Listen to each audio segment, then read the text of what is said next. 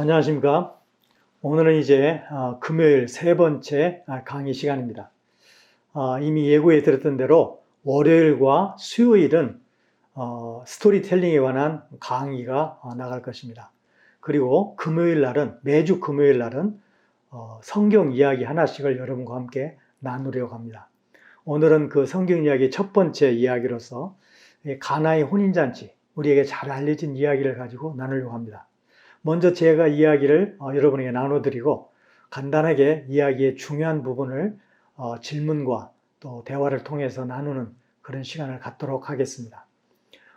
가나의 혼인잔치 얘기는 요한복음 2장 1절부터 11절에 나와 있죠. 갈릴리 가나에 결혼잔치가 있게 되었습니다. 예수님의 어머니가 거기에 계시고 예수님과 예수님의 제자들도 그 결혼잔치에 초청을 받았습니다. 그런데 결혼잔치 도중에 포도주가 바닥나고 말았습니다. 그러자 예수님의 어머니가 예수님에게 와서 말했습니다. 예수야, 이 집에 포도주가 떨어졌다는구나. 그러자 예수님께서 어머니에게 이렇게 대답하셨습니다. 어머니, 그 일이 나와 무슨 관계가 있습니까? 아직 내 때가 되지 않았습니다. 그러나 마리아는 하인들을 불러서 이렇게 당부했습니다. 예수님이 뭐라고 말씀하시든지 간에 너희들은 그분이 이야기는 그대로 하기만 하면 된다. 그 집에는 유대인의 정결 의식에 사용하는 손발을 씻는 물 항아리가 6개 있었습니다. 돌로 만들어진 것이었습니다. 예수님께서 하인들에게 이렇게 말씀하셨습니다. 저 항아리들에 물을 채워라. 그러자 하인들은 물을 길어다가 아구까지 6개의 항아리에 가득 채웠습니다. 그 항아리 하나는 2-3통 들어가는 크기였습니다. 예수님께서 다시 하인들에게 말씀하셨습니다. 이제는 그 물을 떠다가 잔치를 책임 맡은 사람에게 가져다 주거라. 그 하인들이 그 물을 떠다가 잔치를 책임 맡은 사람에게 가져다 주었을 때는 그 물은 이미 포도주로 바뀌어 있었습니다. 그 물로 된 포도주를 맛본 잔치를 책임 맡은 사람은 그 포도주가 어디서 나왔는지 알 수 없었지만 그 물을 떠온 하인들은 알고 있었습니다. 잔치를 책임 맡은 사람은 신랑을 불렀습니다. 그리고 이렇게 말했습니다. 사람들은 처음에는 좋은 포도주를 내놓습니다. 그리고 그들이 취한 다음에는 나쁜 포도주를 내놓는 법이죠. 그런데 당신은 이 좋은 포도주를 지금까지 두었습니다. 예수님께서 갈릴리 가나에서 이 첫 번째 표적을 행하심으로 말미암아 자신의 영광을 드러내셨고 거기에 있는 예수님의 제자들은 예수님을 믿게 되었습니다. 오늘 이 이야기입니다. 이야기는 예수님께서 갈릴리 가나라는 지역에서 행하셨던 첫 번째 표적이라고 우리가 알고 있습니다. 우리가 이 표적을 통해서 몇 가지를 한번 살펴보도록 하겠습니다. 여기에 보시면 저는 아까 이야기를 할 때 예수님이 어머니를 부른 장면을 어머니라고 제가 표현을 했습니다. 그런데 사실 우리 성경이나 원문에는 어머니라고 되어 있지 않고 여자여라고 되어 있습니다. 왜 예수님께서는 자기 어머니를 30여 년 동안 키워주신 육체적인 어머니를 부르실 때 여자여라고 하셨을까요? 어떤 사람들은 예수님은 하나님이시고 어머니는 예수님을 낳았지만 역시 인간이기 때문에 예수님이 하나님이신 것과 마리아가 인간인 것을 구분하기 위한 특별한 의미가 있었다라고 보는 사람도 있지만 일리가 있습니다. 그러나 우리가 이 문제는 아무래도 그 당시의 문화를 이해하는 것으로 더 풀어가는 것이 좋을 것 같습니다. 그 당시 이 여자여라고 불리는 이 혹격, 귀나이라는 이 단어는 사실 우리가 생각하는 동양에서 흔하게 생각하는 여자를 경시하여서 부르는 여자여라는 단어가 아닙니다. 이 단어는 사실 황제가 자기 아내 황후를 불러 때 쓰는 그런 용어였습니다. 그래서 시저가 클레오파트라를 공식 석상에서도 부를 때 이 단어를 쓴 것으로 참 유명하죠. 그래서 남자가 다른 여자를 부를 때 가장 높여서 부를 수 있는 말이 뭐냐면 바로 이 귀나이라는 단어입니다. 예수님은 어머니를 무시했다든지 인간을 무시해서 귀 나이를 쓴 게 아니죠. 예수님은 사실 십자가상에서도 이 단어를 사용했습니다. 여자여 보소서 당신의 아들입니다. 이건 어머니를 존중하는 단어였고 어머니를 인격적인 존재로 대우하는 그런 호칭이었습니다. 그런가 하면 예수님은 어머니에게만 그런 단어를 썼을까요? 그렇지 않습니다. 예수님은 간음 현장에서 잡힌 여자에게도 여자라는 말을 썼고 수로보니게 여인에게도 이방 여인에게도 여자라는 단어를 썼습니다. 우리가 신앙이 깊다는 것은 또 기독교인이 된다는 것은 예의를 갖추는 것을 얘기하지 신령하기 때문에 영적으로 지위가 있기 때문에 역할이 중요하기 때문에 다른 사람을 다른 인간을 함부로 대해도 된다는 것은 절대 아닐 것입니다. 여기 보면 참 요한이라는 이분은 굉장히 이것뿐만 아니라 다른 부분에서도 드러나고 있는데 굉장히 용어 선택과 단어 표현에 특별한 의미를 가지고 사용을 많이 했습니다.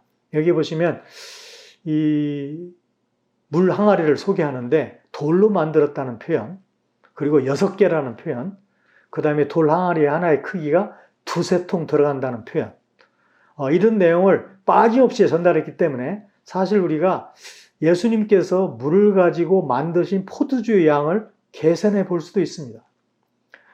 이 양을 계산해 보면 이 통이라는 개념은 5갤론을 얘기합니다. 우리가 그 생수통이 이게 5갤론인데 리터로 환산하면 18.9리터, 약 20리터죠.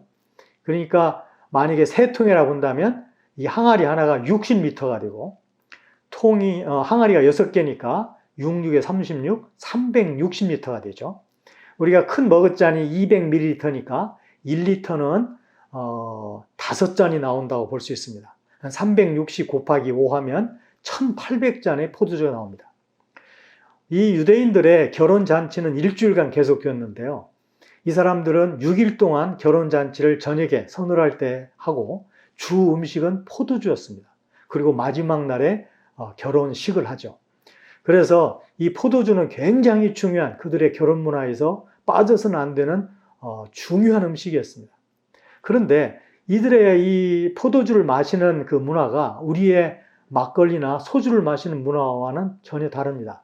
원샷 문화가 아니고 어쩌면 우리의 차나 커피를 마시는 문화와 유사합니다. 마시는 문화가. 그래서 한 모금 마시고 얘기하고 한 모금 마시고 수다 떨고 그런 마시는 형태의 문화를 갖고 있었기 때문에 사실 1800잔이라 하면 엄청나게 많은 양입니다. 그리고 가난한 동네가 큰 마을도 아니에요. 주로 남자들이 모여서 술을 마시면서 포도주를 마시면서 환담을 나누고 교제를 나눴는데 1800잔이라면 굉장히 많죠. 더군다나 일주일간 계속되는 이 결혼잔치에 초기에 또는 중기에 이 포도주가 바닥났다고 보기는 힘들겠죠. 만약에 말기에 이 포도주가 바닥이 났다면 주님께서는 왜 이렇게 포도를 많이 만드셨을까? 구약 성경에서 포도주의 풍성함은 항상 하나님 나라의 풍성함과 관련되어 있었습니다. 예수님이 개입하시면 하나님께서 일을 하시면 이렇게 풍성하게 엄청나게 차고 넘치도록 해주신다는 것을 보여주고 있습니다. 그렇다면 그 포도주의 질은 어땠을까요? 엄청난 거죠. 왜냐하면 연회장이 이렇게 말하지 않습니까? 사람들은 처음에 좋은 포도를 내놓는다. 그런데 취하게 되면 나쁜 포도를 내놓는다.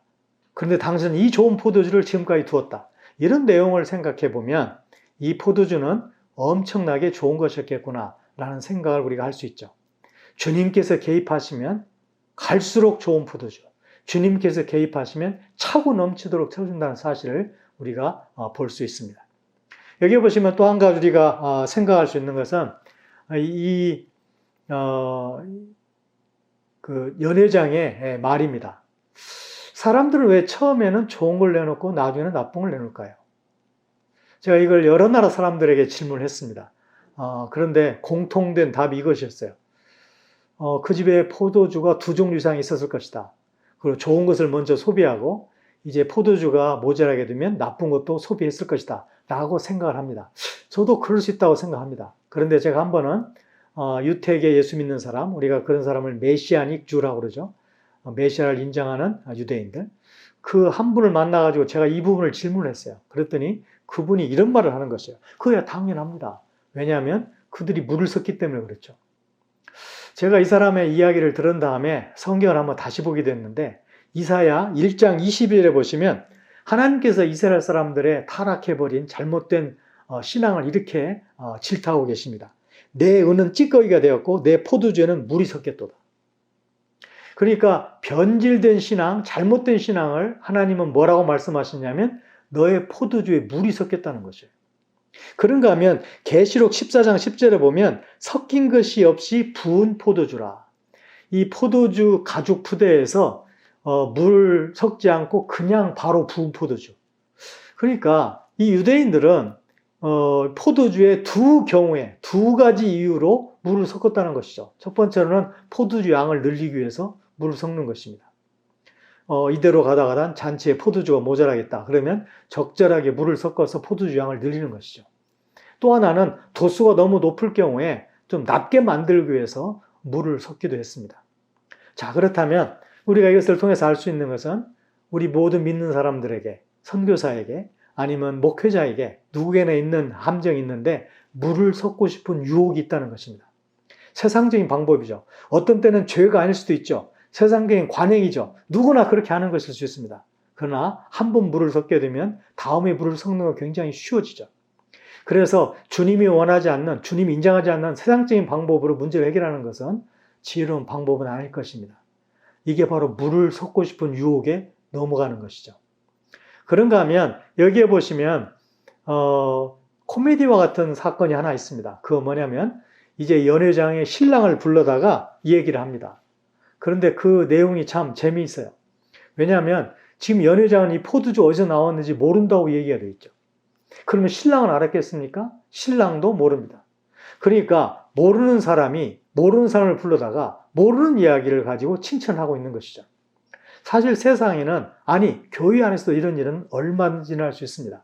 왜냐하면 인간의 판단과 인간의 결정이라는 게, 평가라는 게 얼마든지 사실과 또 정확한 평가와 다를 수 있기 때문에 그렇습니다. 그래서 신령하다고 우리가 말할 수 있는 목회자 중에도 얼마든지 다를 수 있어요. 평가가. 그래서 이 세상에서 제대로 인정을 못 받는 경우가 있을 수 있죠. 교회 안에서도. 그러나 너무 실망할 필요 없습니다. 그 목사님의 평가, 영적인 지도자의 평가, 사람들의 평가는 최종적이지도 않고 정확하지도 않습니다. 우리가 여기에 칭찬을 받아야 할 사람이 있다면 어쩌면 예수님과 어머니를 제외하고 하인들일 것이에요. 끝까지 순종을 했고 사실 주인한테, 사람들한테, 손님들한테 혼날 수도 있는데 순종을 하지 않습니까? 그렇다면 이 사람은 칭찬받지 못하죠. 전혀 엉뚱한 신랑이 칭찬받죠. 그러나 진짜 이 포도주가 만들어지는, 물이 포도주로 변하는 감격을 맛봤다는 사람은 누군가? 바로 이 하인들이에요. 우리가 세상에서, 우리가 교회 안에서, 영적인 공동체 안에서 혹은 올바른 평가를 받지 못하더라도 너무 서운하게 생각할 필요는 없다는 것입니다. 왜냐하면 그 일을 하나님께서 정확히 하시고 때가 되면 마지막 때에 정확한 마지막 평가를 내리실 것이기 때문에 그렇습니다. 우리가 마지막으로 하나만 더 이야기를 하겠습니다.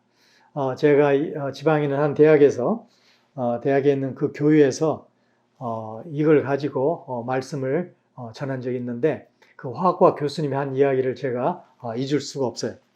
아주 간단하게 얘기하자면 그분은 이 오병이어 기적을 볼 때마다 굉장히 등골이 오싹해지는 감동이 있다는 것입니다. 제가 그래서 그분에게 여쭤봤어요. 당신은 왜 그런 등골이 오싹한 감동이 있습니까? 나는 그거 없는데. 그러자 그분이 이렇게 얘기했어요. 자기가 화학자이기 때문에 그렇다는 거, 그런 것 같다는 것이에요. 그러면서 그분이 이런 말 했어요. 물이 포도주로 바뀐 것은 화학적으로 볼 때 엄청난 것이다. 간단한 물질이 복잡한 물질로 바뀔 때는 에너지를 넣어줘야 되고 복잡한 물질이 간단한 물질로 바뀔 때는 에너지가 빠져나오는데 이 물은 굉장히 간단한 분자식을 갖고 있다. 그리고 포도주는 아주 복잡한 분자식을 갖고 있다. 그래서 자기가 화학자로서 한번 계산을 해봤다는 것입니다. 물이 포도주로 바뀌려면 어느 정도 에너지를 집어넣어줘야 될까, 화학적으로. 그리고 자기도 계산해놓고 깜짝 놀랐다는 거예요. 원자 폭탄급 에너지가 필요하다는 것입니다. 지금 물이 소리도 없이 아무 변화도, 밖에 나타나는 변화도 없이 포도주로 변했다는 것은 주님이 창조주시라는 걸 보여주는 것입니다. 그 가나 혼인잔치는 단순한 어떤 결혼 잔치집에 중요한 음식이 떨어졌기 때문에 그걸 채워줬다는 이야기 그 이상입니다.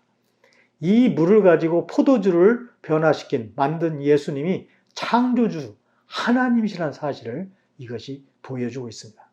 우리는 이 비유를 가지고 이런 기적이 필요한 영역이 어딘가?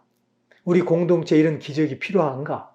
만약에 이런 기적이 일어났다면 나의 삶은 어떻게 변할 것인가? 우리 공동체는 어떤 반응을 보일 것인가? 한번 질문해 볼 수 있을 것입니다. 자, 이것으로 오늘 성경 공부를 마치도록 하겠습니다.